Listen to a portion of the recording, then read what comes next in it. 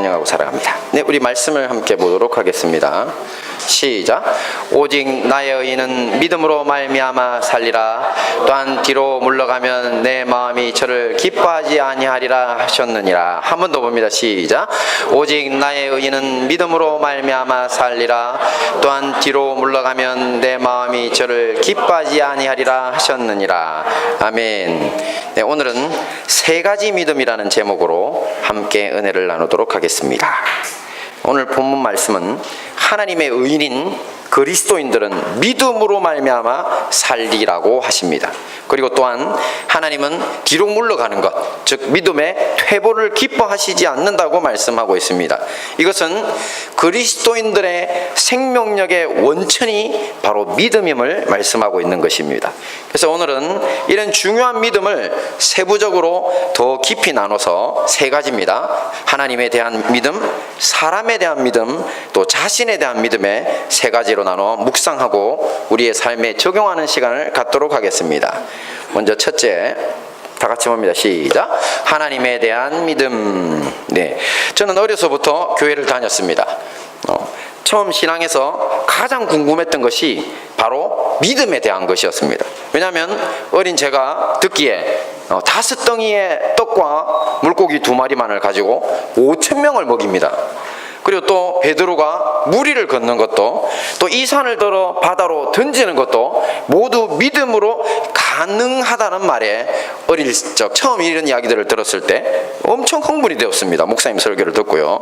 그래서 그때 느끼기로 믿음이라는 것이 마치 이런 걸로 느꼈습니다. 뭡니까? 네, 맞습니다. 금 나와라 와라 뚝딱 도깨비 방망이 같은 느낌이었습니다. 그래서 저는 흥분한 마음을 가지고 집에 가서 열심히 기도하고 산을 옮기기 전에 먼저 방에서 쓰는 휴지통을 이곳에서 저곳으로 한번 옮겨보려고 했습니다. 네, 물론 아무리 열심히 기도해도 휴지통은 꿈쩍도 하지 않았습니다. 그야말로 대실망이었습니다. 그래서 교회로 가서 목사님께도 또 선생님들께도 제가 이런 일이 있었다고 왜 안 되느냐고 질문을 해드렸습니다. 그랬더니 우리 목사님, 우리 선생님 박수를 막 치시면서 하하하하 웃으시고, 네, 그걸 해봤냐고 그러면서, 네, 너의 믿음이 적어서 그렇다는 둥, 아니면 하찮은 일에 그런 믿음을 사용하는 것이 아니라는 둥, 뭐 이런 대답을 제가 들었습니다. 여러분들은 어떻게 생각하십니까? 우리 행복한 다니엘 교회 식구들 중에 저처럼 집에 가서 기도하고 뭐 휴지통이라도 옮겨보려고 했던 분 없었나요? 네, 집사람이 그 모습을 보더만 참 당신은 이러더라고요. 뭐든 해본다면서. 네, 해봤습니다. 네. 자, 이제 하나님께 대한 믿음이라는 것이 제가 생각한 도깨비 방망이 같은지부터 우선 알아봐야 됩니다. 오늘 말씀을 한번 보겠습니다. 시작. 아브라함이 여호와를 믿으니 여호와께서 이를 그의 의로 여기시고. 아브라함의 별명이 뭔지 아십니까? 믿음의 조상입니다. 그래서 아브라함이 가진 믿음이 우리가 가져야 할 믿음의 원조라는 것입니다. 사도 바울도 이 창세기 15장 말씀, 아브라함이 여호와를 믿으니 여호와께서 이를 그의 의로 여기시고, 이 부분에서 사도 바울이 예수 그리스도를 믿음으로 말미암는 의라고 하는 로마서 3장 22절의 말씀을 도출해 내었습니다. 그래서 이 아브라함의 믿음이야말로 그야말로 우리 믿음의 원조입니다. 지금 보신 말씀에서 아브라함이 여호와 하나님을 믿었다고 할 때 이 믿음이 뭔 줄 아십니까? 자, 원어로 히브리어로 아만이라고 하는 단어인데요, 저 뜻을 살펴봤더니만 두 가지, 여러 가지 뜻이 있었는데 제 눈에 띄는 건 저거였습니다. 성실하다, 신뢰하다, 이런 뜻이었습니다. 자, 그런 뜻을 가지고 있는데요, 오늘 성경 본문의 문맥을 보시면 지금 하나님은 아브라함을 찾아오셔서 축복하십니다. 본문의 문맥상요. 그때 아브라함이 하나님께 호소했습니다. 자신에게는 대를 이을 아들이 없으니까 자기 집에서 기른 종을 상속자로 삼아야 할 처지라는 겁니다. 하나님은 아니라고 하십니다. 그러면서 불임의 아내를 둔 아브라함에게 아들을 주어 그 자손이 하늘의 별처럼 셀 수 없게 많게 하시겠다고 하셨습니다. 셀 수 없을 만큼 많게.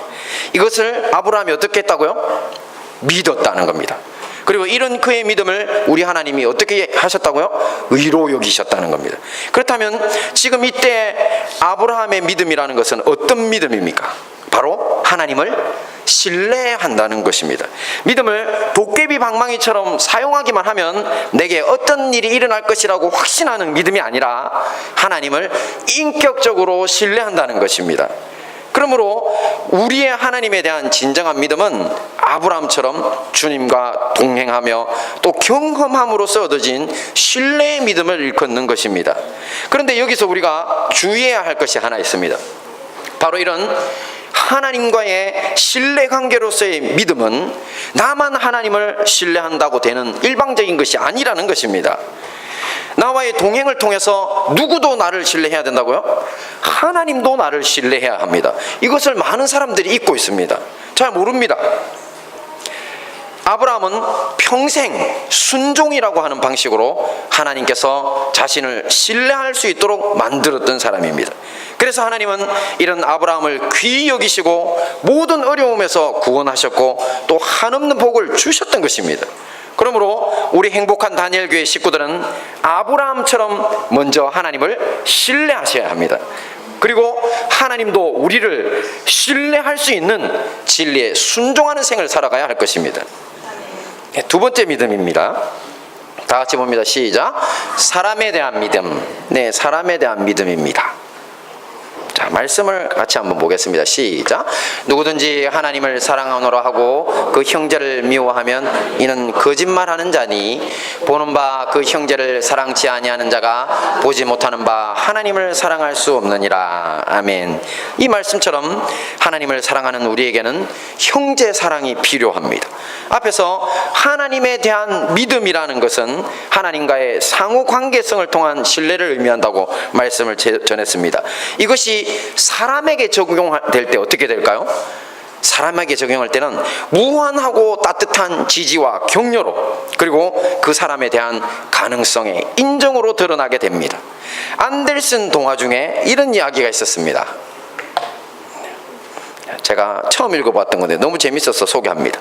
한 농부가 부인의 동의를 얻어 더 좋은 말과 바꾸려고 키우던 말을 끌고 이틀길을 가야 하는 시장으로 나가게 되었습니다.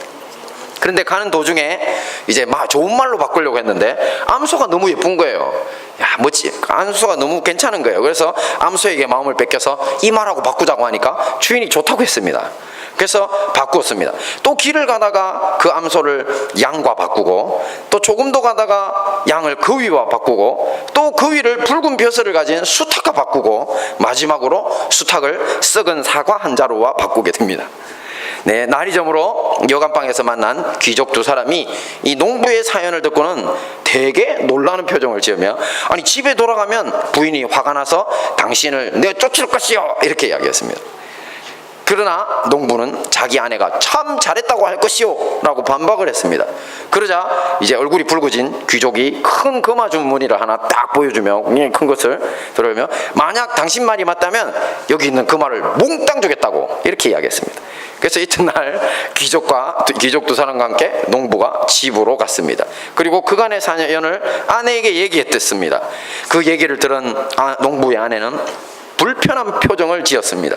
하지만 그렇지 않아도 식초를 만들기 위해 썩은 사과가 필요했는데 참 잘됐군요 라고 말했습니다. 결국 농부는 황당한 표정을 짓는 귀족에게서 금화 주머니를 낚아채면서 부자가 되었다는 이야기입니다.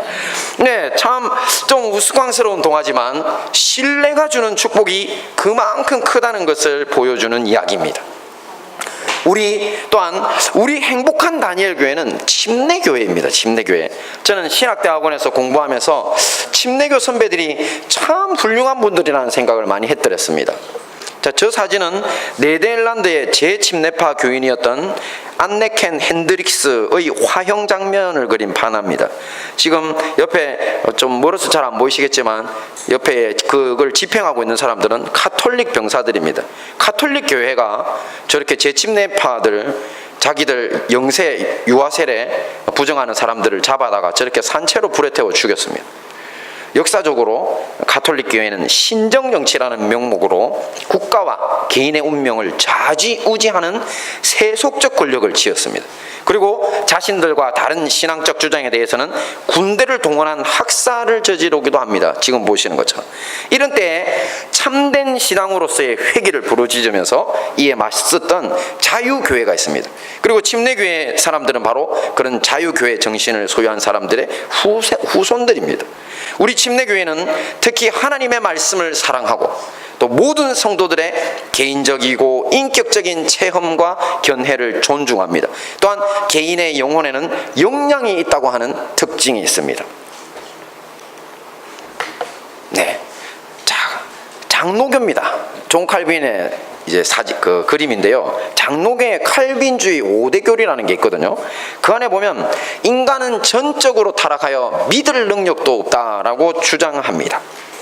하지만 우리 침례교회는 그렇지 않습니다. 우리 침례교회는 각 개인의 영혼이 성령님의 인도하심을 받아서 하나님께 반응할 수 있는 자유와 능력이 있다고 믿습니다. 이런 것을 뭐라고 부른다고요? 자유의지라고 하고 영혼의 역량이라고도 합니다. 우리는 모두 성령님의 인도하심을 받을 수 있는 역량과 유능성을 갖추고 있다는 것입니다. 그렇다고 성도들의 상태와 아무 상관없이 그들이 하는 모든 행위와 말이 옳다고 여기지는 않습니다. 자, 여기에서 바로 성숙한 신앙 고백과 미숙한 신앙 고백이라고 하는 용어가 등장합니다. 제가 부산 새삼교회에서 신앙생활을 할 때 이야기입니다. 전도사로 있을 때 목요일마다 여자 집사님들 중에 자원자를 받아 성경 공부를 오전에 진행했습니다. 그때 한 10여 명 정도의 인원 중에 평생 절에 다니시다가 최근에 교회로 오시게 된 성도님이 한 분 계셨습니다. 제가 성경 공부를 마치고 저는 말미에 자, 오늘 말씀을 우리 삶에 적용하는 시간을 갖자 이렇게 잘합니다. 그랬더니 그분 차례가 되면 그분은 매번 불교나 기독교나 말씀은 다 똑같고 좋네요 뭐 이렇게, 아니면 네 공덕을 쌓아야지요 뭐 이렇게 말씀하시곤 했습니다. 그래서 이것은 미숙한 신앙 고백입니다. 우리가 모두 이분 덕분에 몇 번 웃기는 했지만 함께 공부하시던 분들이 모두 성숙한 신앙 고백을 하는 분들이었습니다. 그래서 이분을 더 사랑하고 도와주셨습니다. 10여 년이 지난 지금은 이분께서 교회 집사님도 되시고 참 잘 섬기시고 바르게 신앙생활을 하고 계십니다. 바로 성숙한 신앙 고백을 하는 사람이 되었다는 것입니다. 이것이 바로 무엇이라고요? 서로를 향한 믿음의 결과입니다. 이렇게 우리는 서로가 모두 성령님의 인도하심을 받을 수 있는 영혼의 역량을 가진 존재임을 믿어야 합니다. 그리고 서로를 존중해야 합니다. 서로를 바라보실 때 현재의 모습에서 아마 세속적인 모양도 좀 보이고 또 처리하지 못한 자아 때문에 참 잘난 척하고 있네 이런 생각이 드실 수도 있고, 그죠? 때론 나를 막 공격하는 그런 미운 모습도 보일 때가 있을 것입니다. 그럴 때마다 우리는 어떻게 생각해야 됩니까? 아, 이분은 지금 자신의 삶으로 미숙한 신앙 고백을 하고 있구나. 그러므로 내가 성숙한 신앙 고백을 할 수 있도록 도와야 되겠다. 이렇게. 그래서 이분이 가진 영혼의 역량으로 인해서 틀림없이 성숙해질 것이라고 우리가 믿고 도와줘야 됩니다. 그런 성도들이 우리 모든 행복한 다니엘 교회 식구들이 되어야 할 것입니다. 네, 마지막으로 자신에 대한 믿음입니다. 저 애기 굉장히 믿음 있어 보이죠? 엄청 힘주고 있죠? 자, 이것은 기도를 통해 결과를 이루는 주체로서 자기 자신을 신뢰해야 한다는 이야기입니다. 자기 자신을 신뢰하지 못해서 기도한 것을 이루지 못하는데 크게 두 가지 원인이 있다고 합니다. 한번 보겠습니다. 자신에 대한 믿음을 가질 수 없는 이유요. 자, 첫째, 다 같이 읽습니다. 시작. 과거로부터의 상처. 미워하고 있죠. 아빠 미워, 엄마 미워, 할머니 미워.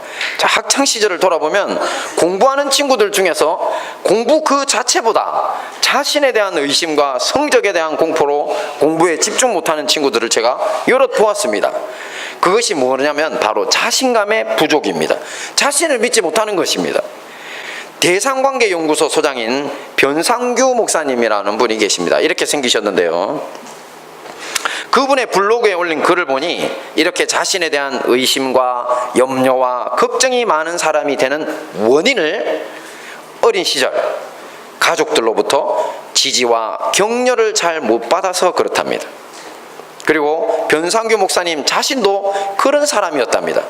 그래서 자신에게 염려와 불안이 밀려오면 습관적으로 나는 부족해, 나는 믿음이 없어, 나는 안심해, 왜 나만 이럴까, 늘 이렇게 자학적인 언행을 하는 사람이었다는 것입니다. 그렇다고 이분이 현재까지도 자신을 이렇게 만들었던 부모님을 원망하고 있는 것은 아닙니다. 부모님은 그 상황에서 본인에게 줄 수 있는 최선의 것을 주셨다고 생각한답니다. 부모님들도 받은 것이 없으니 그것밖에 못 주셨겠지, 이렇게요.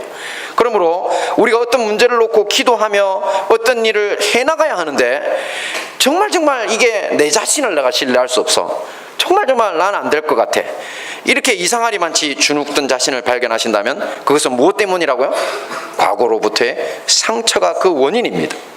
그리고 변상규 목사님은 해결 방법도 제시합니다. 육신의 부모님을 대신해서 자기가 자기에게 스스로 좋은 부모 역할을 해보라 합니다. 자기가 부모 역할을 한번 해보랍니다. 그러면서 실수해도 괜찮다고, 또 외롭고 슬플 때 울어도 좋다고 이렇게 격려해주고, 또 가끔 아주 비싼 음식도 자신에게 사 먹이는 용기를 내어보라고 합니다. 네. 그러니까 자기가 부모 역할을 해보라는 것이죠. 저는 여기에 더 한 가지, 더 좋은 한 가지를 더해보려고 합니다. 다 같이 봅니다. 시작. 하늘에 계신 우리 아버지여. 이 어디에 나오는 구절입니까? 네, 주기도문에 나오는 구절입니다. 제가 성경을 읽어보았더니 구약에서 하나님을 아버지라고 부르는 것은 시편하고 이사야 딱 한 구절씩밖에 없습니다. 근데 신약에 오면 하나님, 우리 예수님이 하나님을 계속 아버지라고 부르시면 우리 아버지라고, 우리 모두가 하나님의 자녀라고. 자, 어떻습니까? 바로 우리 자신의 육신의 부모님보다 비교할 수 없을 만큼 좋은 하나님의 지지와 격려를 구하여 받으라는 것입니다. 격려를 주시는 말씀, 또한 깊은 기도를 통해 우리는 날마다 하나님의 사랑을 경험할 수 있습니다. 제가 지나온 짧은 생을 돌아보면 하나님은 참으로 좋은 부모님이셨습니다. 사람으로서의 부모님이 가진 한계 때문에 줄 수 없는 것도 늘 주셨고, 또 항상 곁에 계셔서 이끌어 주셨습니다. 제가 경험한 이런 하나님을 여러분도 경험하고 그분과의 풍성한 관계를 누렸으면 좋겠습니다. 이렇게 과거의 상처 탓만 하기보다 이해하고 노력하는 것에 상처 극복의 길이 있습니다. 또한 의심 없이 기도하고 그 기도를 이루는 사람이 되는 길이 있습니다. 그리고 마지막으로 우리가 자기 자신을 신뢰하지 못하는 이유, 뭐라고 써놨습니까? 영어인데요, 미션 임파서블이라고 했죠. 자, 이게 무슨 말이냐면, 네, 자꾸 넘어가지? 네, 미션 임파서블이라는 건 불가능해 보인단 말이에요. 불가능해 보이니까 믿을 수가 없는 거예요. 자, 우리가 다 같이 말씀을 함께 읽겠습니다. 시작. 내가 진실로 너희에게 이르노니 누구든지 산들어 들려 바다에 던지우라 하며 그 말하는 것이 이를 줄 믿고 마음에 의심치 아니하면 그대로 되리라. 그러므로 내가 너희에게 말하노니 무엇이든지 기도하고 구하는 것은 받은 줄로 믿어라. 그리하면 너희에게 그대로 되리라. 아멘. 이 말씀은 문맥상 예수님의 예루살렘 입성 후에 성전 정화라고 하는 사건과 관련이 있습니다. 지금 예수님이 채찍으로 막 사람들 때리고 뚜까 패고 뒤집어 엎고 막 난리시죠. 예수님이 성전에 들어가서 이렇게 짐승 팔고 돈 환전하는 사람들을 다 그 상을 매매하는 것들을 엎어버리고, 또 지나가는 사람들, 뭐 물건 들고 팔려고 돌아다니는 사람들 다 내쫓으셨습니다. 그런 사건이 바로 지금 성전 정화 사건인데요, 이때 예수님은 뭐라고 말씀하셨냐면 내 집은 만민의 기도하는 집이라 일컬음을 받을 것이라고 하는 이사야서 말씀을 인용하십니다. 그러면서 너희들은 그런 만민이 기도하는 집이 아니라 도적의 구려를 만들어 놓았다고 하시는 겁니다. 예수님 말씀처럼 그 당시에 성전은 로마로부터 임명받아, 하나님이 임명하신 것이 아닙니다. 로마로부터 임명받아서 정치적, 종교적 기득권을 누리던 대제사장 그룹들의 사욕을 채우는 장소였습니다. 또한 이방인들은 성전에도 들어오지 못하게 하는 민족적 배타주의의 본산 역할도 하고 있었습니다. 그러니 이 점이 예수님을 분노하게 하신 것입니다. 만민이 들어와서 기도해야 되는데 이방인이라고 못 들어오게 하고, 그리고 이득을 취하는 장소로 전락에 있으니까요. 그러면서 이런 성전 정화 작업을 마치시고 성전을 나서시는 길에 바로 이렇게 금방 조금 전에 말씀하시는 겁니다. 여기서 믿음으로 의심하지 않고 구하면 들려서 바다 이 산이라도 던져진다고 말씀하십니다. 그러면서 이 산이라고 할 때 이 산은 어디겠습니까? 지금 성전 다 때리 부수고 나오셨잖아요. 그죠? 지금 좀 멀리 보이시는데요. 지금 예루살렘인데 저기가 바로 성전산입니다. 바로 그 성전이 자리 잡고 있는 바로 그 산이 바로 이 산입니다. 이 산이 믿고 기도하면 이 산이라도 바다로 던져진다고 말씀하십니다. 이런 불의와 불법의 사회 질서가 바뀌고 정의가 이루어지는 세상을 꿈꾸고 기도하는 것은 마치 성전이 자리 잡고 있는 산이 들려서 바다로 던져지기를 구하는 기도처럼 마냥 불가능해 보입니다. 요즘 뉴스를 보시면 창조과학을 믿는 과학자가 벤처 중소기업부 장관을 맡는 것을 반대하면서 마치 천지만물을 하나님이 창조하셨다는 것을 미신인 양 아니면 반지성인 양 매도하는 세상을 보게 됩니다. 반대로 원숭이의 한 종류가 사람이 되었다고 믿는 진화론을 진리인 양, 진화론은 진리가 아닙니다. 론일 뿐입니다. 그리고 동성애 합법화를 반대하는 것은 반인권적 행위인 양 떠드는 일부 저명인사라고 하는 이들과 신문 기사들도 넘쳐납니다. 한심하게 그지없습니다. 또한 8살의 인천 초등학생을 유인하여 죽이고 그것도 모자라 사체를 훼손하고 즐거워했다는 두 여고생 아이들의 기사를 보며 분노와 함께 정말 답이 없는 세상이라는 생각도 듭니다. 그러니 하나님의 진리 아래서 공법이 물같이 정의가 하수같이 흐르는 세상을 꿈꾸는 것은 포기해야 되는 게 아닌가. 그건 우리 힘으로 될 것이 아니다. 참 이런 생각에 세상을 향한 마음이 자꾸만 다치는 저 자신을 보게 됩니다. 하지만 오늘 예수님은 불가능해 보여도 우리가 기도로 이루어야 할 일에 대해서 의심하지 말고 확신을 가지고 기도하라고 말씀하십니다. 근데 유감스럽게도 당시 이스라엘을 변화시키신 방법은 산이 바다로 던져지는 것과 같은 심판을 통해서였습니다. 변화가 오기는 했는데요, 그 기도를 따라 역사적으로 이렇게 불의와 불법의 도성이던 예루살렘과 그 성전은요 AD 70년경에 로마 군대에 의해서, 지금 로마 군대가 철저히 파괴하고 있는 모습입니다. 저들을 파괴하고 그러므로 심판을 받습니다. 우리가 정신 차리고 기도해야 할 이유도 여기에 있습니다.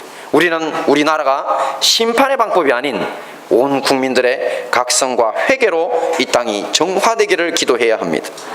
말씀을 정리하겠습니다. 먼저 하나님에 대한 믿음이었죠. 첫째, 그죠? 우리가 오직 의인은 믿음으로 산다고 할 때 세 가지 믿음. 첫째가 뭐였다고요? 하나님에 대한 믿음입니다. 그죠? 하나님에 대한 믿음.